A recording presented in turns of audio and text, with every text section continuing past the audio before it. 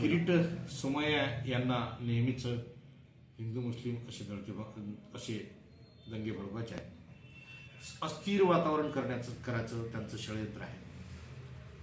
अंजनगावसारख्या म्हणजे शहर कम ग्रामीण भागातील जो काही हे आहे बहुल आहे त्यात हिंदू मुस्लिम आता सलोख्यानं नांदत आहेत.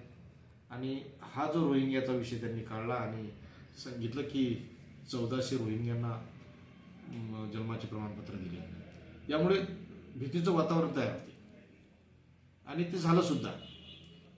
मला एक सांगा की एवढ्या मोठ्या प्रमाणात बाहेरचे लोक जर शहरात येत असतील किंवा गावात येत असतील, त्यांना कुठं लोकांच्या आतापर्यंत लक्षात आलं नाही का? किंवा यांचं गृहविभाग आहे, गृहविभागाच्या लक्षात आलं नाही का? पोलिसांच्या लक्षात आलं नाही का? म्हणून हा काहीतरी गैरसमज पसरवण्यासाठी आरोप आहे. एक जरी रोहिंग्या गावात आला असता तर प्रशासनाच्या लगेच लक्षात आलं असतं, गावकऱ्यांच्या लक्षात आलं असतं.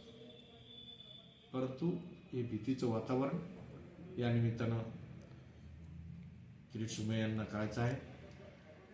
तहसीलदारांसोबत मी बोललो. तहसीलदारांनी सांगितलं की जवळपास 1484 अर्ज आले आणि 1484 अर्ज आल्यावर 485 हे मुस्लिमांना इश्यू केले आणि 84 हे हिंदूंना इश्यू केले. तर 915 हे प्रलंबित आहेत अर्ज 1485 पैकी 84 पैकी. मग 1400 रोहिंगे आले कुठून? हा विषय आहे. म्हणून त्यांनी हे जे काही वातावरण आहे ते वातावरण गावातलं शांत ठेवण्याचं काम करावं, उगाच भडकू नये ही त्यांना या निमित्ताने मी त्यांना आवाहन करेल. ठीक.